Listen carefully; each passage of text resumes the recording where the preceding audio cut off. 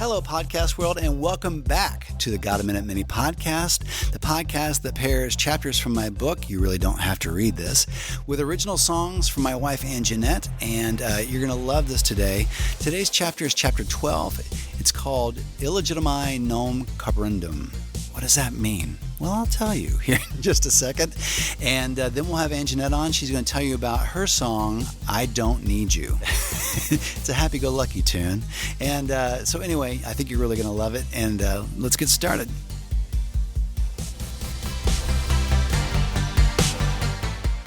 Got a Minute Mini Podcast is a production of Pioneer Dream, celebrating 30 years of telling stories for our corporate, nonprofit, and entertainment partners. Be sure to check out our Dreamers Live podcast, which offers entertaining conversations about living intentionally. Chapter 12, Illegitimi non Carborundum. Like a lot of kids in my hometown, I was in a hurry to get older and move away. While I waited, I tried to act older. I used older people's words. I listened to music older generations listened to. I even dressed older and tried to plan and map out my life like older people recommended I should. In high school, I watched as other kids got caught up in relationship melodramas and popularity conquest and living out John Hughes storylines. I just wanted out. The reality is, I would have loved to have been popular and approved as much as anyone, but I knew early on that was never going to happen. So it was easier to rail against the system than admit defeat. As the psychedelic furs say, you can never win or lose if you don't run the race. Along the way, I held on to this belief, and this is true, that someday I would arrive at adulthood. I'd be given keys to the executive bathroom, hear harp music, and enter a world where people acted like, well, adults. All the emotional drama from school would be over. Name-calling would cease. Respect, kindness, and maturity would run freely. I really did live with this expectation. That's what all our childhood TV taught us, right? Leave It to Beaver, Andy Griffith, Different Strokes, Silver Spoons, Family Ties. They each had these wonderfully level-headed adults to guide kids through the rough emotional waters of adolescence. They were rock steady and wise, and even if they screwed up themselves, well, they sat on the end of your bed, tousled your hair, and apologized, like adults. As the date for my graduation into this adult world drew closer, I was disheartened on several occasions to learn that none of what I believed was true. Adults, I discovered, were just kids with bigger bills and jobs to go to instead of English, Lit, and PE. But on the inside, they were still insecure, scared, and often jealous little kids. I was even more dismayed to discover I didn't magically transition into adulthood either. There was no chrysalis or cocoon where you emerged days later as a fully developed, totally evolved man-human. Instead, I woke up and I was still me. When I started working, I found cubicles filled with gossip and whispering that easily rivaled anything I'd experienced in school. Coworkers often drew up alliances. They were petty and usually believed they were the only ones required to work and save the company. I can't see Ward Cleaver behaving that way. And then it got worse. If you were young and, God forbid, hopeful, they really hated you, right? And I get it now. There's nothing more annoying when you hate your job than youthful enthusiasm and joy. You want to stomp it under your JCPenney Comfort Gel shoes. And it didn't seem to matter whom you worked for either. A mega corporation that wanted to take over the world, or a nonprofit that wanted to save the world, or a church that wanted to do both. They could all be equally toxic. The joy mortality rate was catastrophic. Maybe you were one of those happy, inspired little world changers when you started. Maybe you had dreams and hopes and you slept easy at night. Maybe you used to sing loudly in the car because it felt good and no one had stolen your will to live. And then someone said something. It may have been direct or indirect. It may have been intentional or responsive on their part. It may have come as a, quote, exhortation or a well-placed snark. But the end result was you felt less than or self-conscious or like you weren't qualified to be inspired or helpful. I don't know why this appears to be a pattern throughout humanity, but it happens a lot. People, usually youthful people, full of hope and promise, get deflated, typically by a prick. of shame or disapproval. So if that's ever happened to you, let me share with you our maximum. It's not original, but it is empowering. Illegitimi non carborundum. That's Latin-ish for don't let the bastards grind you down. So what does it mean? It means you've got something: hope, joy, ability, perseverance, mojo, a light. And they don't, or not anymore. So they try and snuff it out. They try to dim your light down to their level. I guess to make themselves feel less bad. Misery truly does love company. You're a threat because your brightness exposes their dullness. But what do we say? Don't let the bastards grind you down. I want you to trust me in something. I want you to go to that place, or one of those places, where someone tried to dim your light, tried to diminish you, tried to snuff out your vibrancy. Are you there? Oh, we can wait a minute. Who do you see there? Whose snark or harsh words or dismissiveness is trying to dim you down? It might have been 10, 20, 30, or 80 years ago, or maybe 5 minutes ago. It could have been a teacher or a coach or a parent or maybe even a sibling or a jealous friend. Someone was threatened by your light and hope and enthusiasm and talent, and so they tried to dim your light because it exposed their dullness or lack. They tried to, quote, put you in your place, and they made you feel self-conscious or overly aware. Maybe it was even yourself. Were you in a place or a scenario where you engaged in a sort of self-sabotage to save yourself from pain or embarrassment of failure? Maybe you stood on the precipice of a challenge or an opportunity and you told yourself you're not good enough or talented enough or people won't like you. The result is you passed on a relationship or a job or a moment. Can you see yourself there? Maybe it was just life itself. You came out of the gate with vigor, hope, and vitality, and then life got hard and the days got long and you got tired of trying to defend the person that is you. And cynicism set in, so you could compensate, and you let your real self go. Okay, so you are in that moment. It may have been the first experience you had like this or the most formative, but you're in that headspace. This next step may take a minute and some quiet, but it's important, so there's no rush. To the best of your ability, I need you to release that person or place so that we can be free to move forward. We're going to choose to release them. Otherwise, that event will act like an anchor and hold us back. You may have to say it out loud.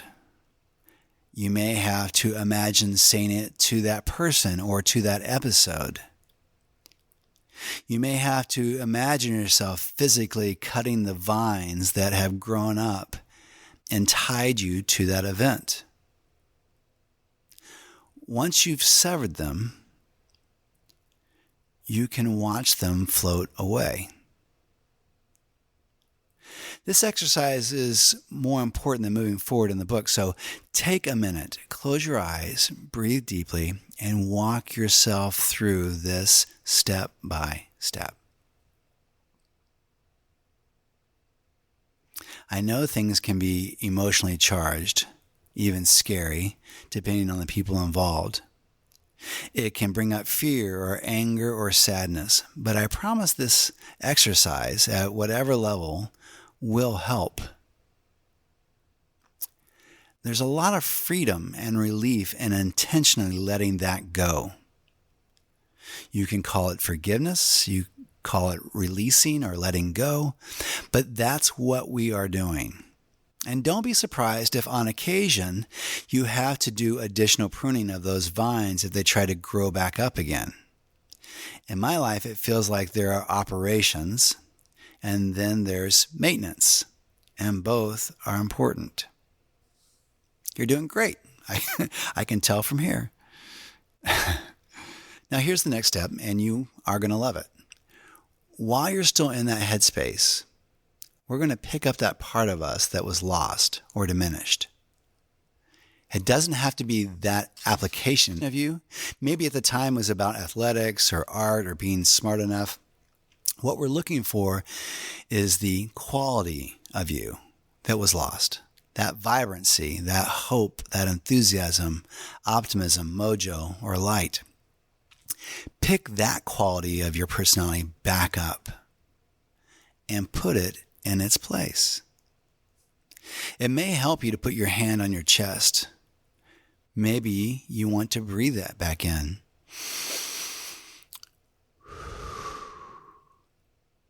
Maybe that deep breath is a way of sealing it back into place. Maybe you want to call it into place out loud. I want to be who I was made to be, all that I was made to be. And I am welcoming back that light that was in me. Let's stay here for just a second and let that settle into place. Let's let the joy of having us returned set in. Breathe deeply. Drink it deep into your body, down into your toes. Wonderful. Now, there's another step here. Remember that song, I'm Only Human? Of flesh and blood I'm made, human born to make mistakes. Good luck getting that song out of your head. For 1,000 bonus points, who can name that band? The Human League. Yeah. YouTube it. Now, don't get fooled because they'll try and show you a Jonas Brothers song instead, but that's not the one you want. You want the Human League. I'm Only Human.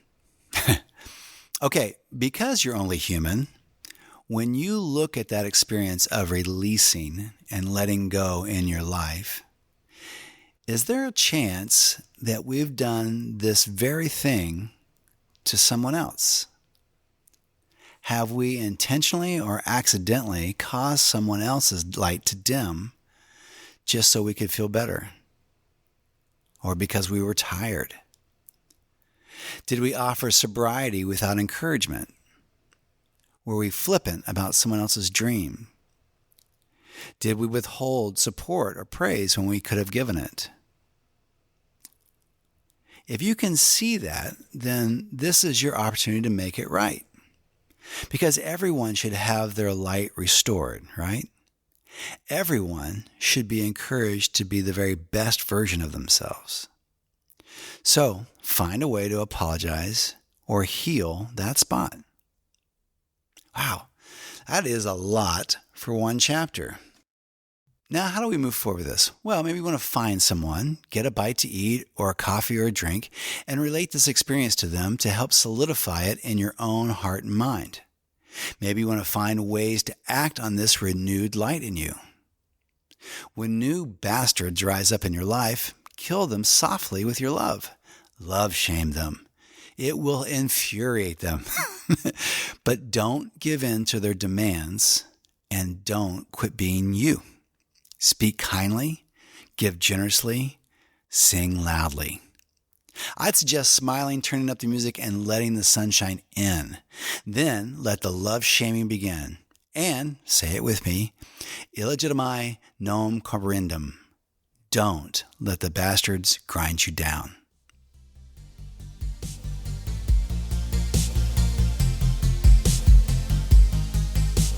Well, look who just came in the recording booth. Hello, Anjanette. Oh, hi. I just, wandered Slipped into our DMs. I don't know what that that you probably shouldn't do that. That sounded weird. Yeah.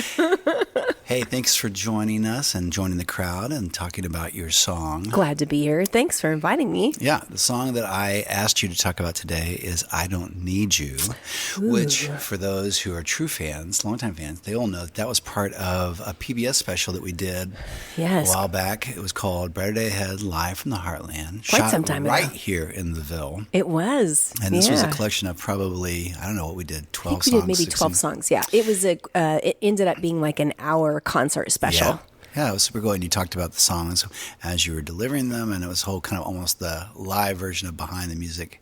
It was super cool. Yes, that's right. It goes back a little while for sure. Tell listeners a little bit about the song I Don't Need You. What's the genre? What was the inspiration? Cool. What do you remember about the process?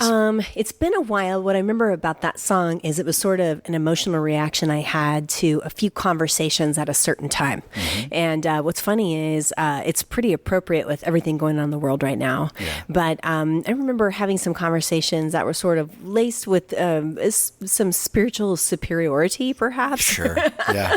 Something like that. And it wasn't just one situation. There were a few that came to mind, but they all happened at the right time. Yeah. But what it did, where it was sort of the thing, people have been in these situations where you're having a conversation with someone and they're basically saying, well, I get what you're saying, but really how you should view it is this. Right. And I kept getting this from several different directions. Yeah. And the reaction it elicited in me was this song, which was, I guess, songwriting is sort of how I process things. Yeah. And so that's where it came from. It was, I don't need you to manage my soul. Yes. And they were all basically conversations where people felt like they knew better than what I was thinking or feeling. Yes. And were trying to direct me in the right way, in condescension, sort of. And what's interesting was I remember at the time that each of them meant well. That's normally how that goes. And I tend to be one I'm a people pleaser by nature, so I'll go with the flow. Oh, okay, yeah, I see.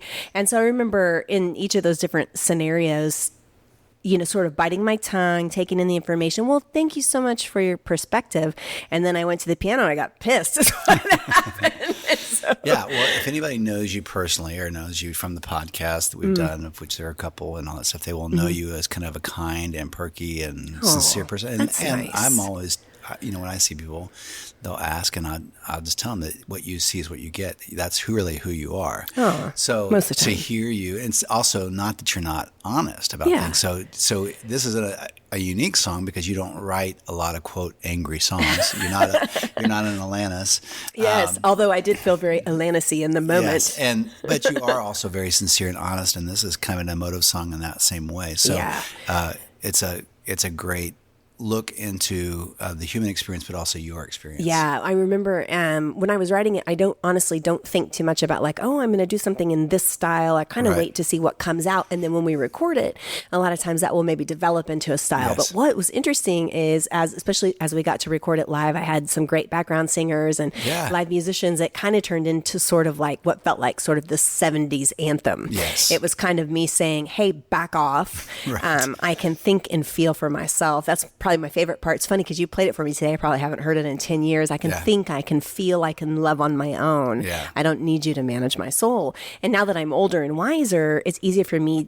I could say that to someone lovingly and say, thank you so much, and take what they said and push it away and be like, that's not who I am, and be okay with that. So I've grown in that. But at that age, that song represented some freedom for me to still be kind and loving to the people, but also to say, I don't need you to manage how I think or feel spiritually or to try to control who I am. Yeah. I know who I am, right. and I'm going to continue to do things my way. And so I look now at that song as sort of a personal breakthrough for me, and it's fun to go back and listen because I'm like, fight the power. Well, I'm excited for people to hear it. So let's take a listen. This is Anjanette live performing the song I Don't Need You.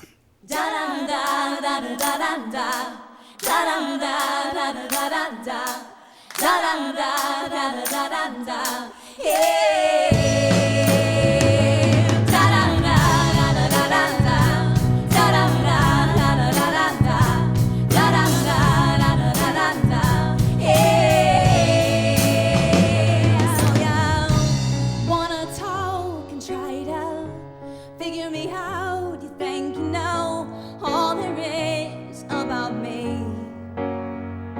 So I sit and smile, listening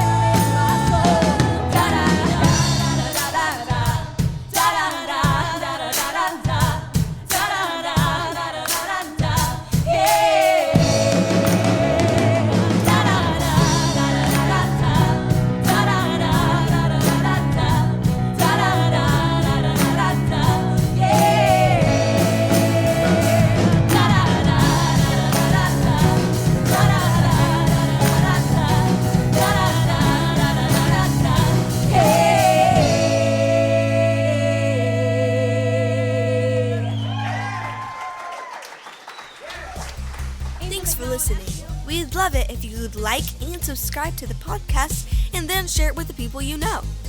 Thanks! This has been a production of Pioneer Dream.